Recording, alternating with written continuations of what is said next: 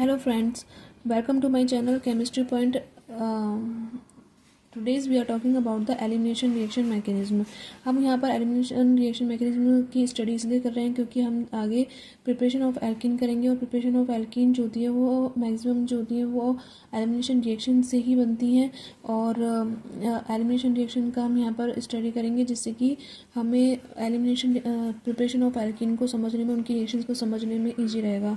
तो सबसे पहले हम यहाँ पर देखते हैं एलिमिनेशन रिएक्शंस जो होती हैं वो कितने टाइप्स की होती हैं और क्या रूल फॉलो करते हैं रिएक्शंस में, और ये कैसे प्रोडक्ट, हमें कौन सा प्रोडक्ट मिलता है, मेजर प्रोडक्ट कौन सा होता है, ये सब हम यहाँ पर स्टडी कर लेंगे जिससे कि हमें एल्कीन के प्रिपरेशन को समझने में इजी रहेगा। सो फर्स्ट ऑफ ऑल हम देखते हैं एलिमिनेशन रिएक्शन। एलिमिनेशन रिएक्शंस जो होती हैं वो टू टाइप्स की होती हैं, 1,1 और अल्फा एलिमिनेशन, 1,2 और alpha beta elimination. Alpha elimination का सबसे पहले हम एग्जांपल लेते हैं मैथिल ट्राइक्लोराइड, जिसकी हम केओएच की प्रेजेंस में रिएक्शन करवाते हैं और हमें डाइक्लोरोकार्बिन मिलती है। उसके बाद हम आते हैं मैकेनिज्म में। तो हम यहाँ पर देखते हैं कि जो OH माइनस होता है वो H को यहाँ पर रिमूव कर देता है और यहाँ पर कार्बन आयन हमें मिलता है, क्योंकि यहाँ पर हमें 3 क्लोराइड यहाँ पर दिख रहे हैं कि कार्बन से जुड़े हुए हैं और ये क्या होता है, लेस EN पर नेगेटिव चार्ज होता है वो लेस स्टेबल होता है। इसलिए हम यहाँ पर क्या देखते हैं कि जो ये क्लोरीन होता है वो इलेक्ट्रॉन कार्बन को देकर और ये बाहर रिमूव हो जाता है, जिसकी वजह से हमें यहाँ पर डाइक्लोरोकार्बिन मिलती है। तो हम ज़्यादातर मैक्सिमम हम यहाँ पर देखते हैं कि क्या होता है कि एलिमिनेशन जो रिएक्शंस होती हैं उसमें क्या मिलता है, हमें क्लोरोकार्बिन मिलता है, हमें मिलता है कार्बिन जो एज ए कार्बिन मिलता है एज ए प्रोडक्ट। सो हम यहाँ पर नेक्स्ट देखते हैं 1,2 और alpha beta elimination. Alpha beta elimination जो होती है वो भी 2 टाइप्स की होती है, यूनिमोलिकुलर एंड बायोमोलिकुलर। इनकी हम बेसिक रिएक्शन देखते हैं। अल्फा बीटा एलिमिनेशन एक्चुअली होता क्या है, इसमें क्या होता है, हम सबसे पहले जब यहाँ पर प्रोपिल क्लोराइड लेते हैं तो यहाँ पर आप देख सकते हो जिसके साथ ये क्लोरीन जुड़ा हुआ है या कोई भी ग्रुप जुड़ा हुआ होता है, फंक्शनल ग्रुप जुड़ा हुआ होता है, उस कार्बन को हम अल्फ़ा काउंट करते हैं और जो दूसरा होता है उसके आगे वाला उसे हम बीटा काउंट करते हैं। तो यहाँ पर हम देख सकते हैं कि अल्फ़ा और बीटा एलिमिनेशन, यहाँ पर एलिमिनेशन का मतलब होता है कोई भी ग्रुप या एटम जो होते हैं वो क्या होते हैं, एलिमिनेट हो जाते हैं सबस्ट्रेट में से, और यहाँ पर अल्कोहलिक केओएच की प्रेजेंस में रिएक्शन हो रही है और हमें यहाँ पर एल्कीन मिल रहा है एज ए प्रोडक्ट। उसके बाद हम आते हैं unimolecular elimination reaction. Unimolecular elimination reaction का क्या मीन्स होता है, unimolecular that means is order of reaction is 1। उसके बाद हम यहाँ पर देखते हैं एज ए एग्जांपल, जब हम 3 डिग्री क्लोराइड लेते हैं तो हम यहाँ देखते हैं कि जब अल्कोहल लिया जाता है तो हमें यहाँ पर क्या मिलता है, एल्कीन मिलता है, और इसकी कंप्लीट मैकेनिज्म जो होती है वो 2 स्टेप में कंप्लीट होती है। तो हम यहाँ पर देखते हैं फर्स्ट स्टेप में देखते हैं कि first step is formation of carbocation. इसमें क्या होता है कि जो कार्बन इंटरमीडिएट बनता है वो कार्बोकेटायन बनता है। यहाँ हम देखेंगे कि 3 डिग्री जो हमने हैलाइड लिया है उसमें क्या होता है कि जो फर्स्ट स्टेप होता है वो रेट डिटरमाइनिंग स्टेप होता है, और जो रेट डिटरमाइनिंग स्टेप होता है वो आपने पढ़ा होगा कि रेट डिटरमाइनिंग स्टेप ही जो होता है वो ऑर्डर ऑफ द रिएक्शन को डिसाइड करता है। तो हम यहाँ पर देखते हैं कि सबसे पहले क्या होता है कि जो रेट डिटरमाइनिंग स्टेप होता है उसमें कार्बोकेटायन बनता है, यानी कि जो यहाँ पर क्लोराइड आयन है वो रिमूव हो जाता है और यहाँ पर कार्बोकेटायन बन जाता है। इस तरह से हम यहाँ पर देख रहे हैं कि अब सेकेंड स्टेप में हम देखेंगे प्रोटॉन एक्सर्शन। प्रोटॉन का एक्सर्शन कैसे होता है, जो स्ट्रॉन्ग बेस होता है, स्ट्रॉन्ग बेस क्या करता है, इलेक्ट्रॉन, कार्बन को इलेक्ट्रॉन देता है और हाइड्रोजन को रिमूव कर देता है, और हाइड्रोजन को रिमूव होते हुए क्या करता है, ये हाइड्रोजन जो होता है वो इलेक्ट्रॉन डोनेट करके और फिर रिमूव होता है, जिससे कि यहाँ पर डबल बॉन्ड का फॉर्मेशन हो जाता है जो कि एज ए मेजर प्रोडक्ट बनता है, और माइनर प्रोडक्ट में हमें ये इस तरह से मिलता है, और यानी इपॉक्साइड मिलता है। उसके बाद हम यहाँ देखते हैं कि जो कार्बोकेटायन है, यहाँ पर रिएक्शन हम देखेंगे कि रेट ऑफ द रिएक्शन जो होती है, आप यहाँ देख रहे हो रेट डिटरमाइनिंग स्टेप जो होता है उसमें क्या बन रहा है, कार्बोकेटायन बन रहा है as a intermediate. So rate of the reaction depends on only concentration of substrate. यहाँ पर सिर्फ सबस्ट्रेट के कंसनट्रेशन पर डिपेंड कर रहा है, यानी कि यहाँ पर जो हम स्ट्रॉन्ग बेस ले रहे हैं उस पर ये rate of the reaction depend नहीं कर रही है, इसलिए हमने इसको कहा है order of the reaction is 1। उसके बाद हम यहाँ देख रहे हैं कि इंटरमीडिएट इज़ कार्बोकेटायन। इंटरमीडिएट यहाँ पर क्या बन रहा है, कार्बोकेटायन बन रहा है, और इसलिए reactivity of the reaction is depends on the stability of the carbocation. So हम यहाँ पर देख रहे हैं कि जो रिएक्टिविटी ऑफ द रिएक्शन है वो स्टेबिलिटी ऑफ द कार्बोकेटायन पर डिपेंड करती है। और हम ये सब जानते हैं कि जो 3 डिग्री कार्बोकेटायंस है वो मोर स्टेबल होता है than 2 degree, and the 2 degree is more stable than the 1 degree. उसके बाद हम आते हैं, अगर RX यानी एल्किल हैलाइड जो होता है वो हम उसको सेम ले लेते हैं, तो क्या होता है, रिएक्टिविटी ऑफ एल्किल हैलाइड जो होती है वो किस पे डिपेंड सेम होता है।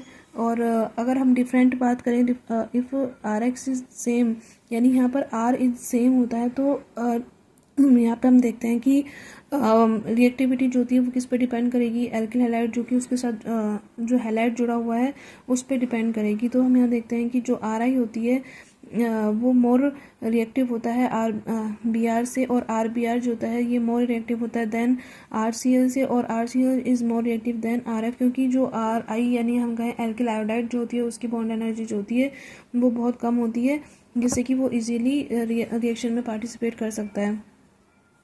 We know intermediate is carbocation. Here hydride और method ion shifting is possible. क्योंकि हम यहाँ पर देख रहे हैं, ये एक बहुत इंपॉर्टेंट चीज़ है, आपको ये नोट करना है, इसे आपको रेड साइन करके रखना है। इसमें हम यहाँ देख रहे हैं कि जो क्योंकि यहाँ पर इंटरमीडिएट जो होता है वो कार्बोकेटायन बन रहा है, इसलिए यहाँ पर हाइड्राइड आयन या मेथाइड आयन का ट्रांसफ़र यानी रीअरेंजमेंट भी पॉसिबल है। क्योंकि यहाँ पर हम देखेंगे कि जो कार्बोकेटायन स्टेबल बनेगा वो ही आगे जो मेजर प्रोडक्ट बनेगा वो डिसाइड करेगा। इसलिए हम यहाँ पर देखेंगे कि जो हाइड्राइड आयन है वो भी शिफ्टिंग पॉसिबल है, क्योंकि यहाँ पर इंटरमीडिएट कार्बोकेटायन बन रहा है। तो हम यहाँ पर देखेंगे कि जो मेथिल आप यहाँ पर देख रहे हैं, एक तरह से मेथिल का जो यहाँ पर मेथिल कंपाउंड देख रहे हैं यहाँ पर, उसमें आपको यहाँ पर एक कार्बोकेटायन दिख रहा है। और यहाँ कार्बोकेटायन में जब हम देखेंगे कि आपको कि 3 डिग्री, हमने अभी देखा था कि जो 3 डिग्री कार्बोकेटायन होता है वो मोर स्टेबल होता है than 2 degree, and 2 degree is more stable than 1 degree. तो हम यहाँ देख रहे हैं कि यहाँ पर 1 डिग्री कार्बोकेटायन बन रहा है जो कि हाइड्राइड शिफ्टिंग से 2 डिग्री कार्बोकेटायन में कन्वर्ट हो सकता है। इसलिए ये यहाँ पर हमने एग्जांपल आपको दिया हुआ है कि ये लेस स्टेबल कार्बोकेटायन है, देन ये मोर स्टेबल कार्बोकेटायन में कन्वर्ट हो गया है हाइड्राइड की शिफ्टिंग से, और इसलिए ये प्रोडक्ट जो बनेगा वो मोर स्टेबल होगा देन दिस वन। अब हम आते हैं बायोमोलिकुलर एलिमिनेशन रिएक्शन।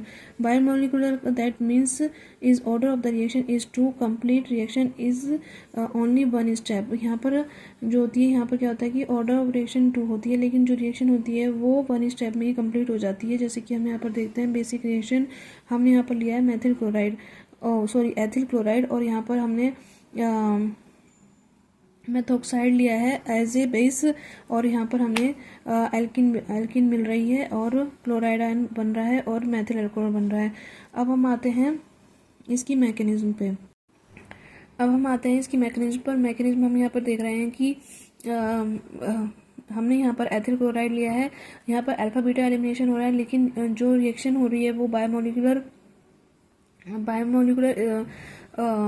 मैकेनिज्म के साथ कंप्लीट हो रही है, और यहाँ पर ट्रांजिशन स्टेट बनता है। और हम यहाँ पर देख रहे हैं कि जो हाइड्रोजन है, ये जो अल्कोहल हमने लिया है वो क्या करता है, यहाँ पर प्रोटॉन को रिमूव करने की कोशिश कर रहा है, और ये जो हाइड्रोजन है वो अपने इलेक्ट्रॉन्स को इस बॉन्ड को देता है, और ये यहाँ से क्लोराइड आयन को भी रिमूव कर देता है, क्योंकि यहाँ पर chloride ion as a better leaving group की तरह काम करता है।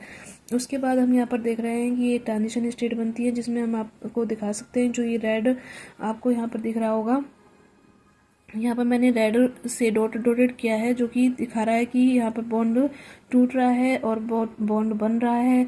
जैसे कि आप यहाँ देख सकते हैं कि जो कार्बन है उसके बीच में बॉन्ड बन रहा है, और यहाँ क्लोराइड और कार्बन के बीच में बॉन्ड टूट रहा है, और यहाँ पर हाइड्रोजन और कार्बन के बीच में बॉन्ड टूट रहा है।